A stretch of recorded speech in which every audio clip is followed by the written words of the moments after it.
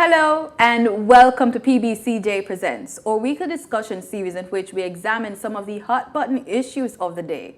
I am Simone Absalom Gale. This week our focus is on the recent reports of school violence. Much of the attention around the return to school after 2 years of remote learning has focused on academic losses. But after the recent recordings of fights and stabbings, one wonders, what about the emotional damage and behavioral unrest as students who have seen their lives upended by the pandemic adjust to being in school buildings again? What other elements can be in play causing these incidences? More importantly, how can we as parents, teachers, and adults help our children? Joining us in studio today is Ms. Dawn Petgrave, an associate counseling psychologist, life coach, and motivational speaker. Ms. Petgrave is a member of the Jamaican Psychological Society, JamPsych, and she holds a master's degree in Christian counseling, psychology, and degrees in education and theology. Ms. Petgrave is a trained teacher and has been an educator for over 15 years. Wow, that's a lot. It is a lot. How do you combine all of those accolades that you have accumulated over the years? Wow, you know, it really has been such an amazing journey. So I ended up in beauty. I say God placed me there. And while in beauty, I think I was getting more stories, more women just needing to talk. And at the time, I had only done my associate degrees. This was back in the early 90s. And I thought, you know what? I want to study psychology. I want to know how I could better help, especially these women who just every day, I mean, just imagine spending 15, 20 minutes in somebody's face. You get a lot from them. And so while being in the beauty industry, I taught beauty services, opened a school. The DeMarie Institute did that for many years. And then when COVID hit and the phones began to ring more, and I realized that a lot of persons were hurting, I thought, you know what? I probably really need to just branch off a little bit more and focus more on the mental part of it. That's true. So what we're seeing, is it a major concern? It is a major concern. Remember that though the children may make up 20% of our economy, but they're 100% of our future. So if this is what is happening with them now, and if we as a people, and I'm very happy that you mentioned in the introduction that adults, teachers, societies, we all have to come together and get back to the place where, you know, they used to say a community to raise a child. We need to get back to that place because this is serious issues. The thing with children is that they most time cannot articulate what they're feeling, so they act it out. So whereas an adult can come and say, I didn't like when you do that. A child may just start misbehave, and then we label them the pitney body or the little girl frisky, but we don't take the time to understand what is really going on with them. Do you think this is because of the pandemic why we're seeing so many violent behaviors now? I don't think it's because of the pandemic. I think the pandemic has heightened it. So let me break that down a little bit, all right? Now, think about a child who possibly lives in an abusive home. At least when they had school, they would leave the home for that period of time, go to school, play with their friends, go back home. During the pandemic, they are locked up at home all the time with these abusers. When they're out in school, if there are signs, physical signs, teachers, guidance counselors, you know, persons are probably able to make a report. That can't happen when they are locked away at home. And so the last 2 years has heightened a lot of underlying problems that our children were already facing. Okay, I also mentioned that there seems to be some sort of emotional damage happening. Can you explain what that is? Yes. I tell you, I'm so glad that we're having this conversation. We talk about emotions. We're talking about how we feel, how we think, how we act, what is going on with us. And I'll give you an example. There, I was called in to speak with a little girl, young lady, and I was called in by the school because she just box up. That was the term. She box up one girl, little something. And I thought, what could cause this little girl to just did what she did? And so we sat in her room, and she wouldn't talk. So I gave her some crayons and tell her, all right, just draw how you're feeling and draw what was going on. And out of the drawings, and then I finally got her to open up, and she started telling me that her brother beating her up. You know, her brother had beat me up. When I go home, he beat me up. And then him hide when mommy come. And so she's broken emotionally. She's sad. She doesn't know how to express that. So what does she do? She goes to school and she do what she knows. She hit on children because that's what's been done to her. All right, we're going to continue this discussion because we want to get to what we can do, how we can help these children. But we're going to take a break. PBCJ presents. We'll be right back.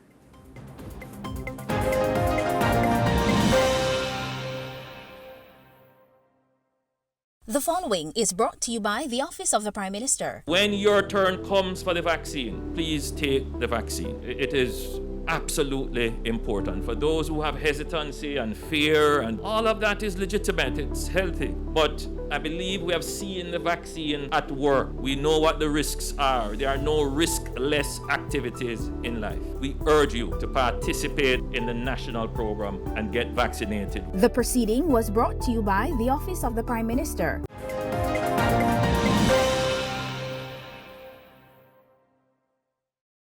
Welcome back to PBCJ Presents. We're talking about violence in schools. What is causing these recent episodes that we've been hearing about on our news? Now, they've been at home for quite some time. A lot of them generally would not have anyone to talk to. They'll become antisocial. Tell me about that situation and how that can affect them in school and their behavior. Absolutely. So I was reading I was reading something online. It was a research that was done, and it says that the brain shrinks when it's not socialized, right? And so I started thinking about that, and I'm thinking, whoa, people have been home for a little while. What is happening now to their brain? All right. So we were made to spend time with one another, to talk with one another. Students are in front of a screen. There's a little boy up in the country that I'm from, Point Hill, and I went to visit, and his mother was saying that she just heard the little boy get up one day and fling down the book and say, "Me can't bother coming and learn nothing." You know, they can't get to socialize. They can't get to play with their friends. The screen, they're fed up, they're sick of it, and they want to get out. So now that we get that opportunity and they are out face to face, we see the violence happening. What could have happened during that time? Now, we have this thing, well, it's not just Jamaica, but throughout the Caribbean where we lick, we pit them, we beat them. And church people said, don't spoil the rod, you know, don't spare the rod. Don't spare the rod and spoil the child. And I think sometimes we just misunderstand that so much, because I really don't think the Bible is telling you to pit them to death. We hear people beating children with machete and all these things. It shouldn't really happen. And so if that's what they know, if they know violence at home, how do you think they're going to respond when they go out there? And then we're in these communities where all you hear, I mean, you turn on the news, it's violence, it's violence, it's violence, it's violence. So when this is all you hear, it has an impact on them psychologically. This is how they start thinking. It's interesting that you brought up, you know, things that you hear. A lot of times I've heard persons complaining that maybe it's our music, maybe it's our culture that's causing these children to act out when they get to the school grounds. What do you think? I think there is some truth to that. We don't want to knock, you know, any genre of music. We don't ever want to take away from that, because I know students that may listen to a particular song and it doesn't affect them, all right? But take, for instance, a child that is already low-spirited, low mood, and then they listen to some songs that has violence and all these negative things. That is exactly how it is going to impact them. Another thing is some of those video games that they're playing is all about fighting, fighting, fighting. So I have not seen any research as yet that says, yes, the violent video games do this, or, you know, there's some good and there is some bad. But again, we have such a strong role to play, because all of that goes on in the home. So even if it starts with the music, where is it coming from first and foremost? And we just can't relax. We can't relax. These are times when we have to become more intentional about raising our children. They mirror. They mirror what they see, you know, and there is so much power in what you hear. Okay, so in my therapy sessions, depending on the client, I will do something called mindfulness, all right? And then I will use music, maybe like a flute playing. And what that music does, it calms you. It brings a sense of calm. So if that music can bring a sense of calm, the music with high volume, high violence, I'm gonna kill you, I'm gonna this, I'm gonna that, what do you think it is doing on you? So when it affects your emotion, it also affects your behavior. It's interesting that you brought up that in some cases, though, music does not affect how you socialize and react. Mm-hmm. So how do you go about helping your child to adapt to other people and situations when they leave the home? Wonderful, wonderful. This question is so amazing, and I'm so glad you throw it out. We have to teach our children who they are. We have to get back to that place where we're helping them to understand who they are and own who they are. So there's this thing I read, and I want to share it with you. It says, foolishness is bound in the heart of a child. This is Bible. Proverbs 22, verse 5. Foolishness is bound in the heart of a child. Now, psychology teaches that the brain is not fully developed until the age of 25. So you realize that they're not capable of making solid, sound decisions. So as parents, as educators, a teacher can tell a child one thing and then believe that it becomes gospel for the rest of their lives. So how do we go about using this opportunity to empower them, to encourage them, to tell the little girls that they're beautiful, to tell the dark-skinned young ladies that they're beautiful? Because so many times, being in the beauty industry, you hear about people bleaching their skin and they're doing all these things because they have not come to a place of appreciating. Let's not leave the men out. I'm seeing more men bleaching their face. Absolutely. Why? Self-confidence, a lack of self-worth, a lack of understanding who you truly are. Because when you understand that, when you appreciate that, it doesn't matter what comes around you. You're going to stand for what you believe, for the values that you believe. And so they have to continue to be empowered and motivate them. I think sometimes we want to control, and I'm very guilty of that. I am a mother, and sometimes I want to say, you're going to do X, Y, and Z. I recently read this book, Radical Awakening. All right, wait, let me stop you right there. We're going to take a quick break. When we come back, we're going to discuss what you discovered in your book, and we're also going to be discussing solutions to this problem. Stay with us. PBCJ Presents. We'll be right back.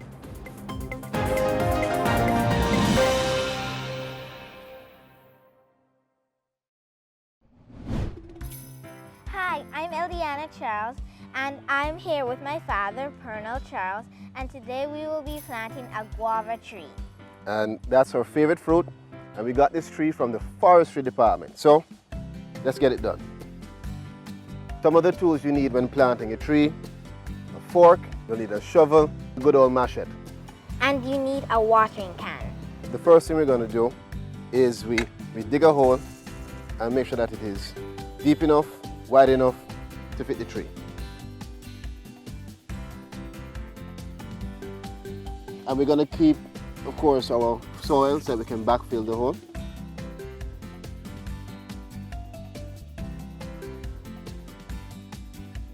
We have planted our guava tree, and we invite the entire Jamaica to plant a tree. Plant a tree, Protect Jamaica, and preserve the planet.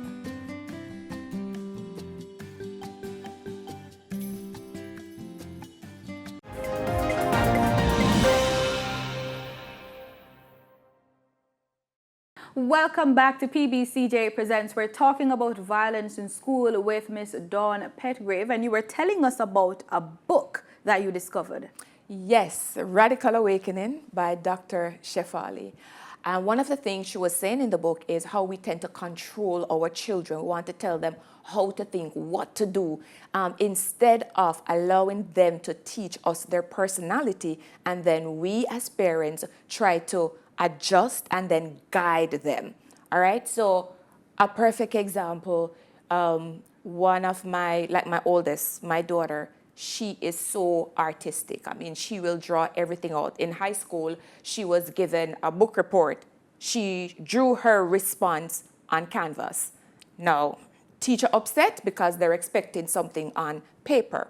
But that was her expressing that she's an artist. So what we start doing, we start celebrating that. So when I talk about empowering children, empower them, let them know. Because I told my daughter, your art is beautiful. And so I support that. All right. One of my sons, he sang in the choir at school. I support that. I'm at every concert.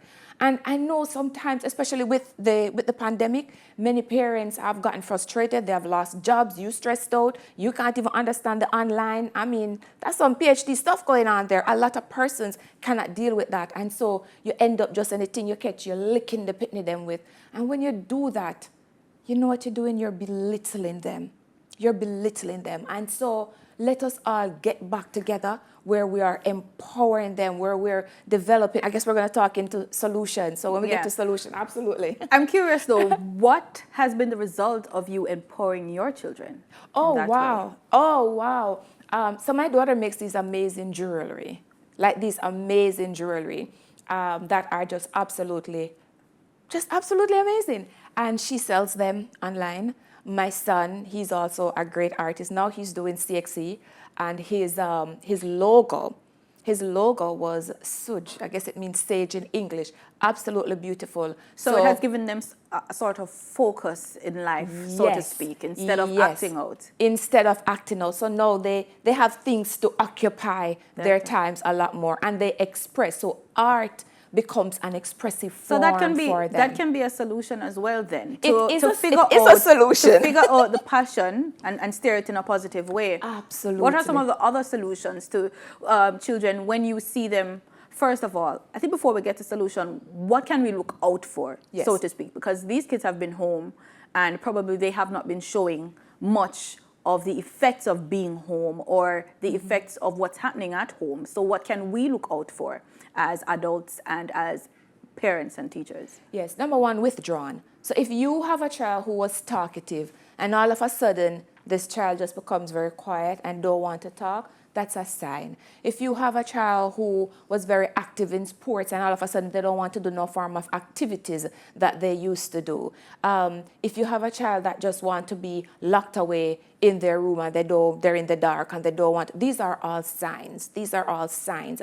And we're not saying in any way to now go psychoanalyze, children or stuff like that.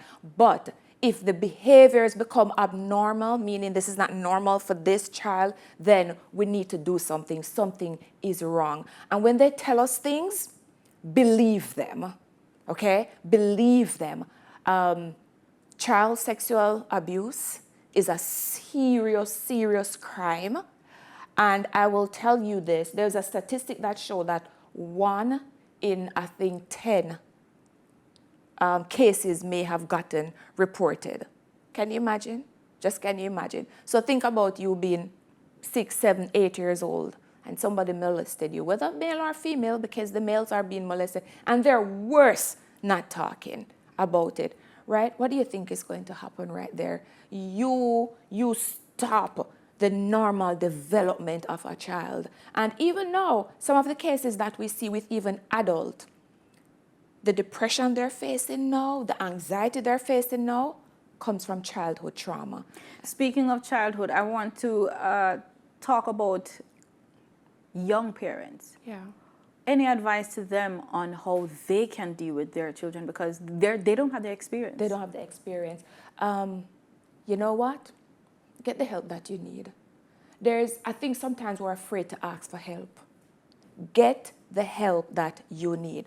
And I'm not afraid to tell on myself. I mean, I've had my situations where I had to get help, right? I became a single mother some years ago. No, I was not used to being alone with 3 children. So you know what? I reached out to people. Look, can you help me? Help me with the pickup. One of my church brother, he would come on Saturdays and he would just play with the boys. Play football, carry them, go hiking. But what about women who they're not aware and they find it hard? What can they do on their own? Is there anything that we can do? No, look, we live in an information age. Anything you want to know, all you have to do is type it in. So just like how we type in how to take care of my natural hair, how to do this, how to do that, then guess what? We have to become more intentional about how to take care of our children. Okay, fine. So what if I want to seek for help? These services are expensive though. Not all the time, man. Not all the time. Where can I go to get affordable help? Okay, so first let's back up of the exact help that you need, because a young mother, does she have a mother? Does she have cousins?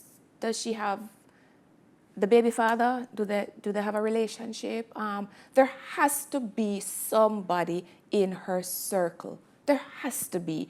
If there is nobody in your circle, find a church, walk into a church, tell them, I am a young mother, I need help raising this child. Online, there are so many parenting classes. The schools have sent out so many webinars, so many Zoom online training for parenting.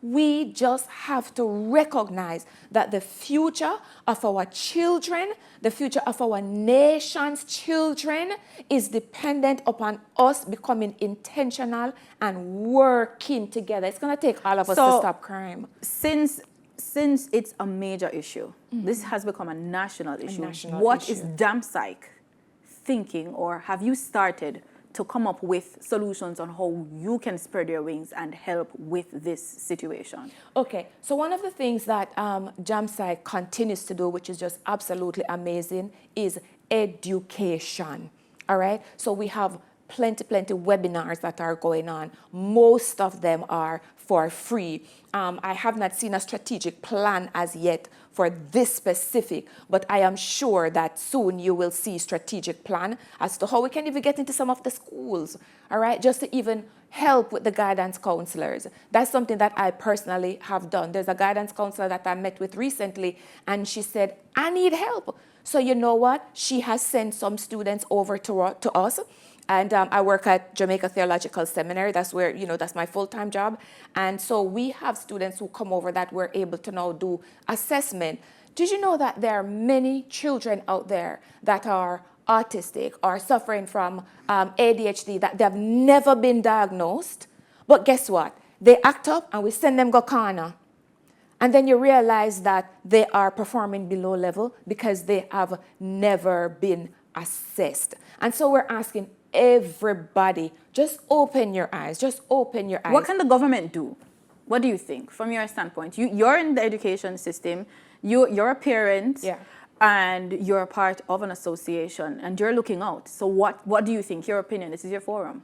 Yes, so my opinion, I think every school needs to have a dean of discipline and a guidance counselor. Every single school, whether it's a private school or a public school, something has to be done. So it can't be, there was a school recently, there was an incident, and when I reached out to the school, I was told, well, we don't have a guidance counselor and we don't have a dean of discipline, and so the result was what it was, which was why I got very concerned. No, we can't be running schools, especially primary schools, prep schools that age, without these things in place. So it really, really needs to be mandated that we have these facilities.